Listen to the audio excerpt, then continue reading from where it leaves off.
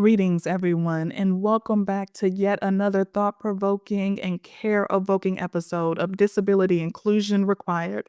I am your humble host, Justice Shorter, and today I have the immense privilege of being joined by the indomitable Aurora Levins Morales. Aurora is a renowned and beloved writer, artist, historian, teacher, mentor, activist, healer, farmer, and revolutionary. I hope your heart is ready to receive and hold on to this incredible conversational gift. Let's get into it.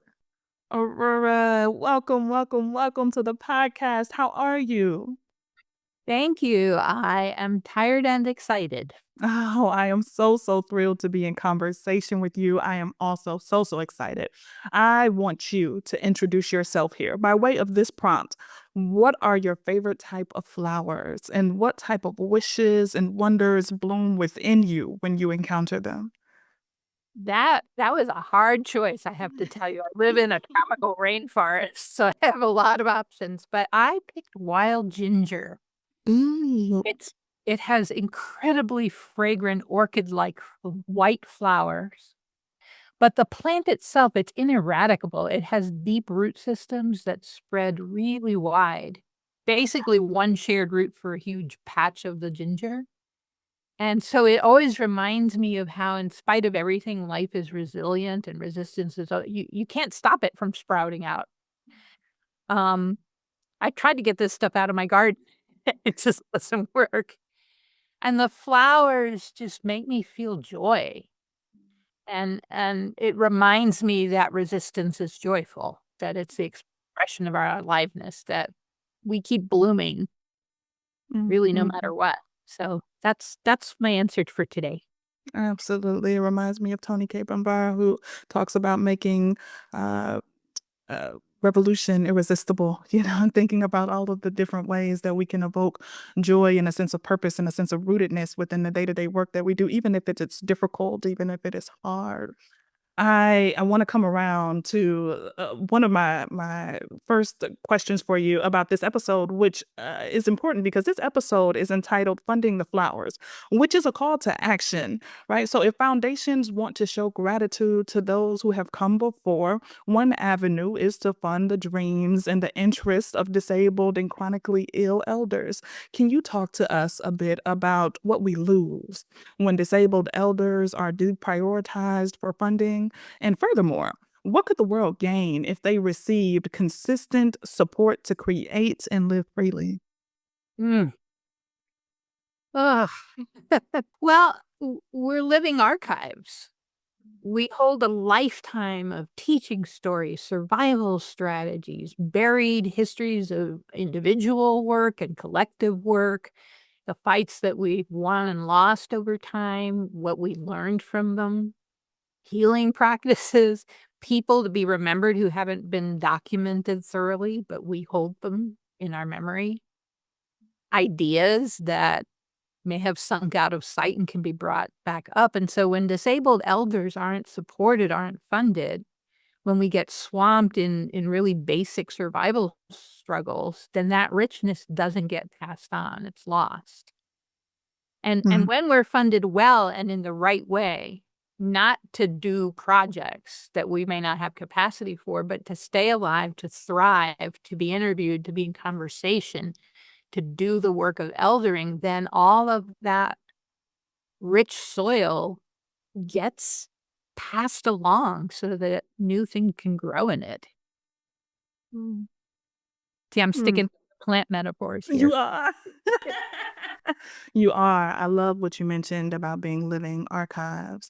And we're going to come back around to what it means to hold such histories, what it means to preserve and protect those histories. We're going to come back around to that in just a moment.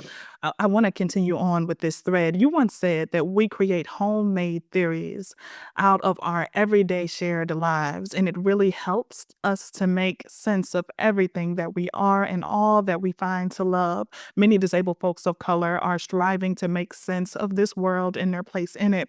Can you tell us what are the homemade theories that most help to get you through tough times? Hmm. Well, the very first one is to collectivize every struggle you can. Mhm. We live in a society that privatizes pain, that privatizes difficulty. You need to go fix yourself instead of you need to fix the society. So, as a single mother in poor health, I went to the playgrounds and said, okay, can we all set up play dates and rotate? Like figuring out, okay, I have this struggle. I know other people have this struggle. Let's get in the same room and brainstorm. There's always a hack. Is the second that there are always multiple elegant solutions to any difficulty. It's just when we're trying to do it by ourselves, we get overwhelmed. So really it's about cluster, make a village. Because when you have a village, you have way more resource. I was 15 years old when I joined the Chicago Women's Liberation Union.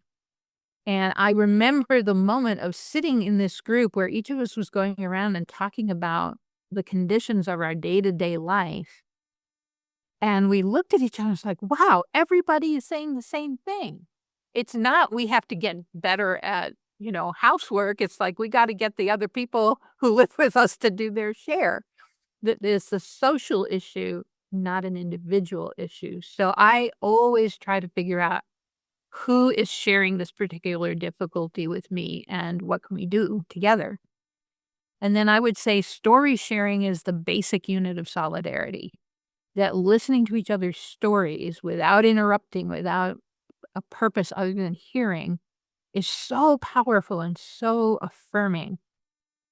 Because isolation is really, I think, the most debilitating of the conditions we struggle with, is having the full weight of an oppressive society on us without having a gang. We need our team. So yeah, that's my homemade emergency kit.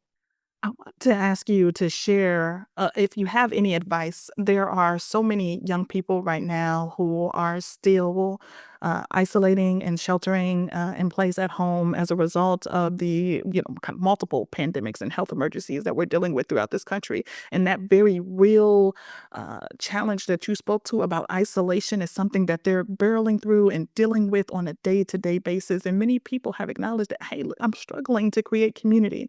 I have folks online, but I also miss the sense of touch. I'm sad that the people who that I do know that are physically around me are not taking precautions or are not thinking about things that may compromise my health. And I am deeply alone, or I feel deeply alone. Any advice for those folks?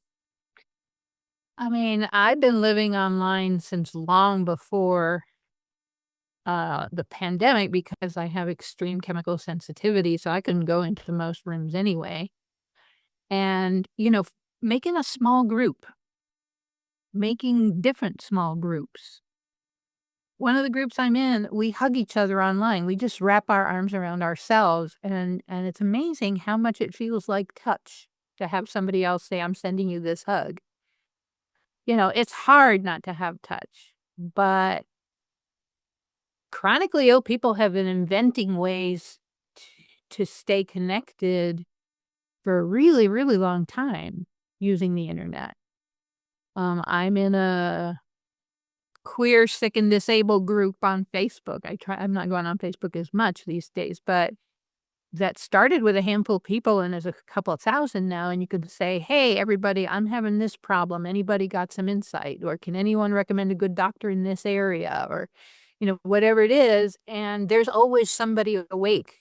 I've gone there in the middle of the night when I'm feeling in crisis and somebody will respond. So it's figuring out how to use online spaces, not as the free-for-alls that they tend to be, but how can you make a small room full of people that you really take the time to connect with, to tell each other stories, to get some actual intimacy even if you're not in the same room. You have described your work in this way. I tell stories with medicinal powers, herbalists who collect wild plants to make medicines, called it wildcrafting. I wildcraft the details of the world, of history, of people's lives, and concentrate them throughout art in order to shift consciousness, to change how we think about ourselves, each other, and the world. The stories we tell about our lives shape what we're able to imagine, and what we can imagine determines what we can do. My job is to change the stories we tell and help us imagine a world where greed has no power. The earth is cherished and all people get to live safe and satisfying lives. Aurora, can you tell us, how can we wildcraft around aging? What ripple effects could such a reimagining have on the natural world, our families and neighbors, and the need for collective care? It's something to hear someone else read that to me. I receive it differently. Thank you for doing that. I mean, wild crafting a vision of elderhood. It requires, I think, redefining productivity. One of the reasons that elders are discarded in our capitalist society is that the kind of work involved in being an elder in one's community is not commodified in the marketplace. It's not seen as productive. And so we're seen as used up and done when we're in many ways, the richest portion of our lives where we're getting to compost experience and really draw nutrients out of it. And so wildcrafting around aging, I think, means looking to multiple cultures. How are elders valued and cared for? What have people tried? What could we try? And to make it a big conversation, to really propagate the understanding that we're a very enriched soil in which a lot of things can grow. And, loss of soil literally is a major, major problem from the climate emergency. It's one of the things that impacts our nourishment. So thinking about elders as enriched soil that needs to be cared for, that needs to be nourished, that needs to be protected from flooding and wind blowing it away and all the other things that can happen to people and to soil, and to make it a big conversation, to just bring it up in every conversation we have. Where are the elders? How are they doing? Mhm. If whatever we're talking about, to ask that question so that it propagates throughout. So it acts like wild ginger. Mm, absolutely, absolutely. I love that you refer to elders as rich soil. And I think about the importance of making sure that that soil is not stripped of the nutrients that's needed. And there is a very concerted effort in this country to erase and repackage history, histories that some white people have found to be uncomfortable or unaligned with their historical framing of the world. Now, we know such efforts are not new, but that does not make it any less dangerous. You are a historian.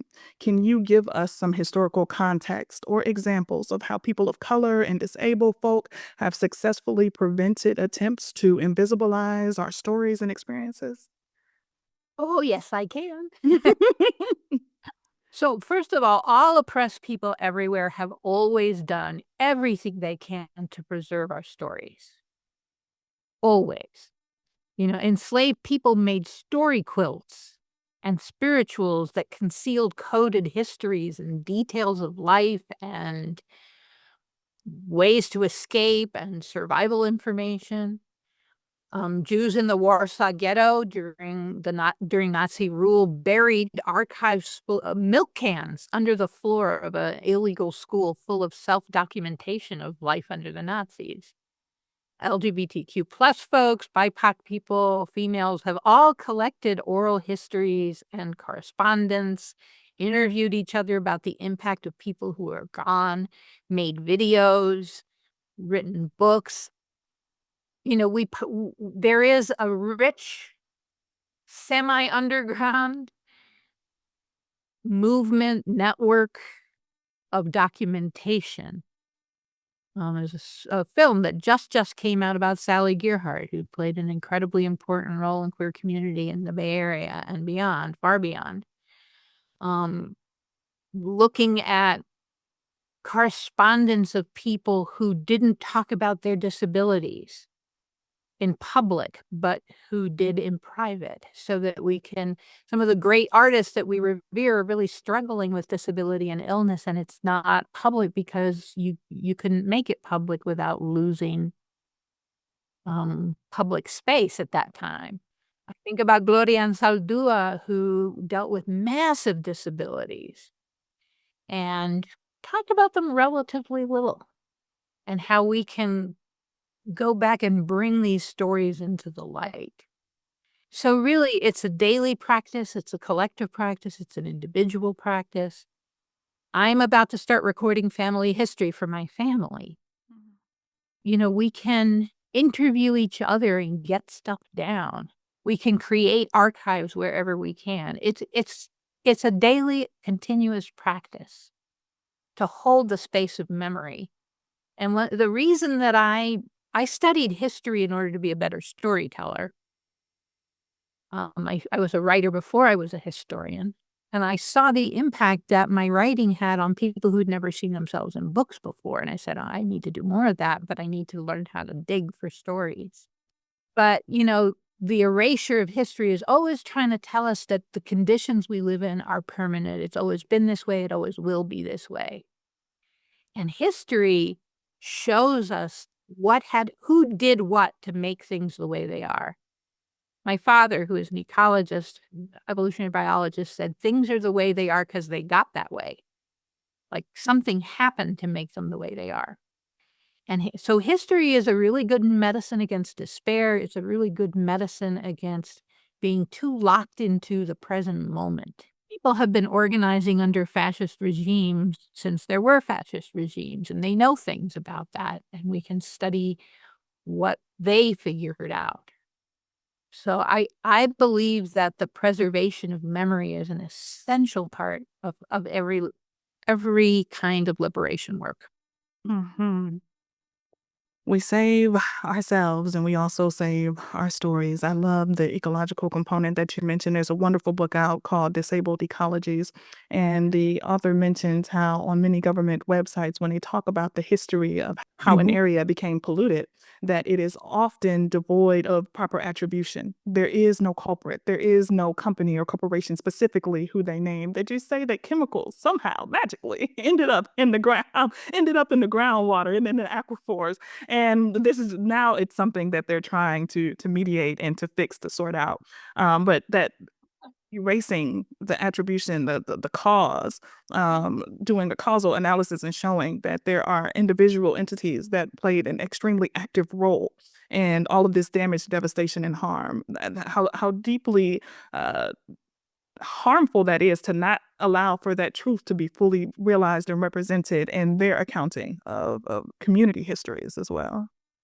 Sorry for interrupting there. I'm a Puerto Rican Jew. I speak simultaneously with your No listeners. worries. Um, it's like those TV ads where they tell you the side effects of some drug and they say cancer can happen. Mhm. Like it just happens. I'm Yeah. actually in the process of researching my pesticide exposure as an infant and young child in relationship to my epilepsy. Mm. Like, where is the company that made it? And, Mm. who decided it would be used here? And, really digging into that story to find accountability, to find out who started the company, how did they make their money? Like, And that how far back and how broadly can I look at the question I'm asking? Mhm. Absolutely. How can funders let's go a little bit further on this. How can funders interrupt revisionist histories and erasure tactics? What can they do? How can they better support community-led work to protect, preserve, and promote our stories and histories? I think funding small local projects that are linked together. I think doing work locally is really important. A lot of times you get big clunky infrastructure around memory projects, and who's ever the lead is going to have the biases of their geography and their identities. And I think that funding a whole lot of local oral history and photo collection and document reviewing and digging into, what are the documents telling us? What aren't they telling us? What's missing here is always a valuable question. But, to have local history projects that have ways to communicate with each other, I think is a really great way to promote that kind of work. And, funders need education. Mm, Funders need to be able to recognize revisionist and erasure tactics. mhm, They're not necessarily going to without us telling them.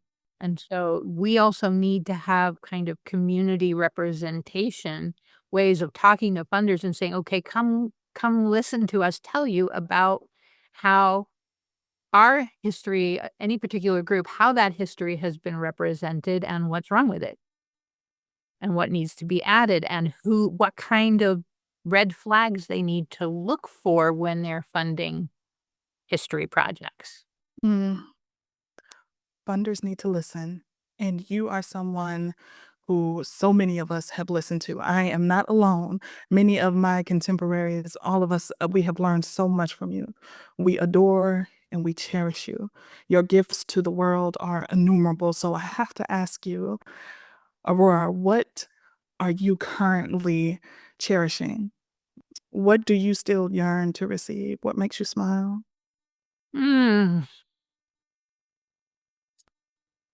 I'm cherishing the whole world right now. Mm, I am really feeling very deeply how interconnected all life is, all people are, the threat to planetary human existence is also about recognizing how deeply integrated we are into our ecosystems. And so actually that cherishing of connection is a daily practice for me. It's how I remind myself that I am in a place in a huge web, that I'm both held and individual. So yeah, I cherish the whole world.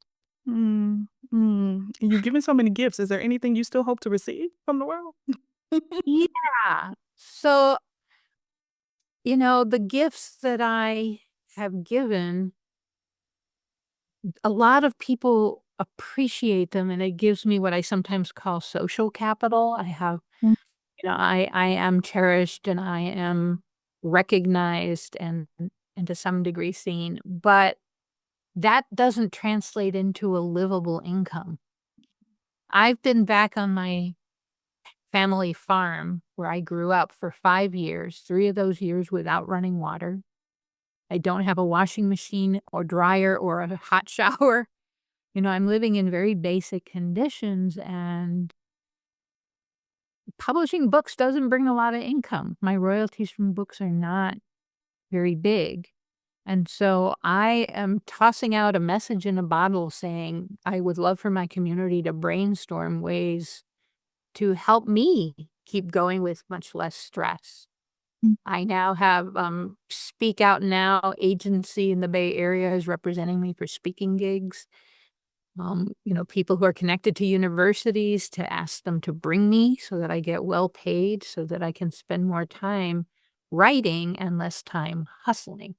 mm, And so that I can make space in my daily life for the rest that I need for just sitting in my garden talking to plants, um, without that making me anxious that I'm not gonna be able to pay my bills. So, what I yearn for is, I haven't worked jobs that take out much for Social Security, so I need my mm, community to be my Social Security. mm, And I have a Patreon, and that's my main source of income right now.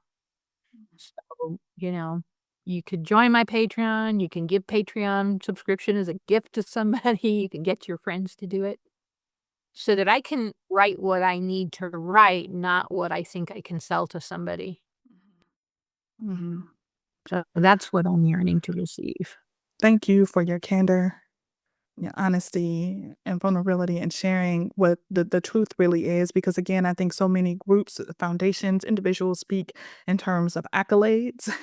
um, and it's so important to realize that on a very material level, people need to eat, people need to be able to wash their clothes, people need to be able to have hot water or whatever else you need or desire to live the life that you want to lead.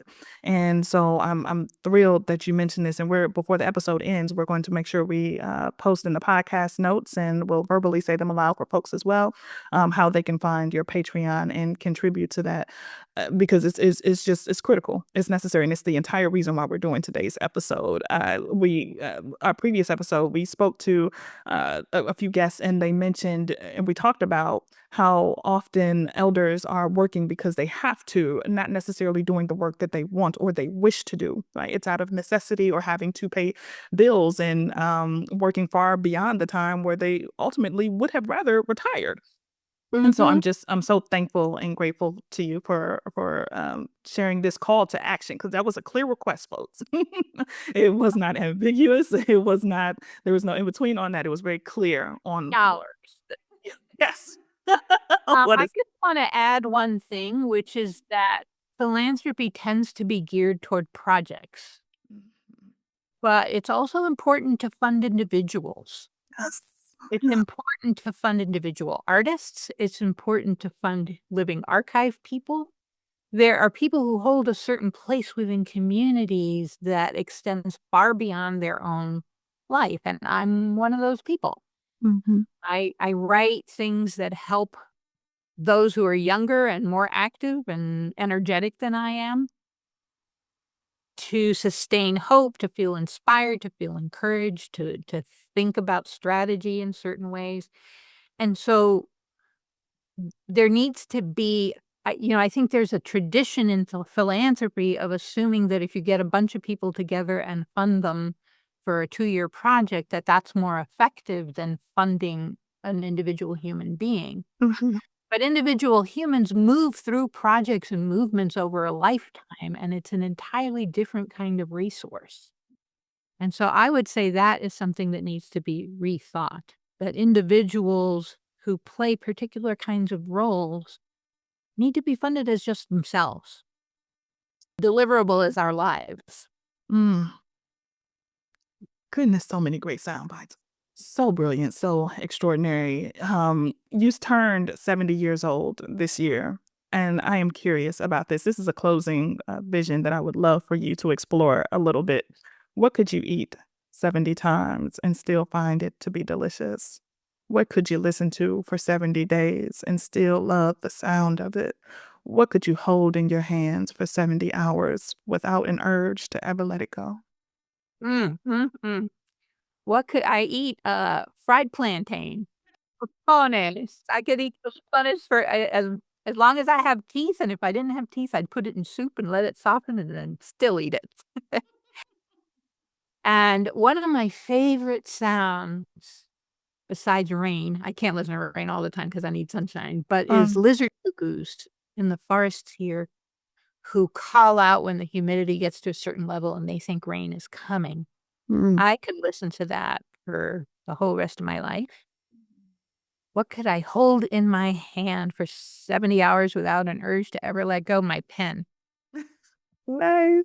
That is Although that nice. could give me a hand cramp, I don't know. Absolutely. Just gorgeous. Just absolutely gorgeous. And as promised, I want to come back around. Can you give people your specific Patreon details? And for those who want to know how to follow you and how to continue to support your work?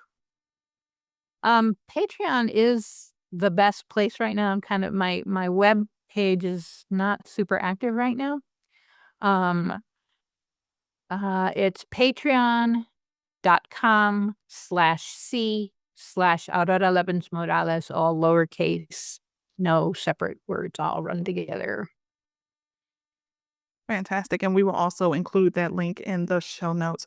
Aurora, you are simply exceptional. And I've said it multiple times throughout this recording. You are such a gift. And thank you for giving us extraordinary words to unwrap each and every day. And I hope and I pray that we can continue to give you uh, just a fraction of all that you have given us as well. Thank you so much for being here.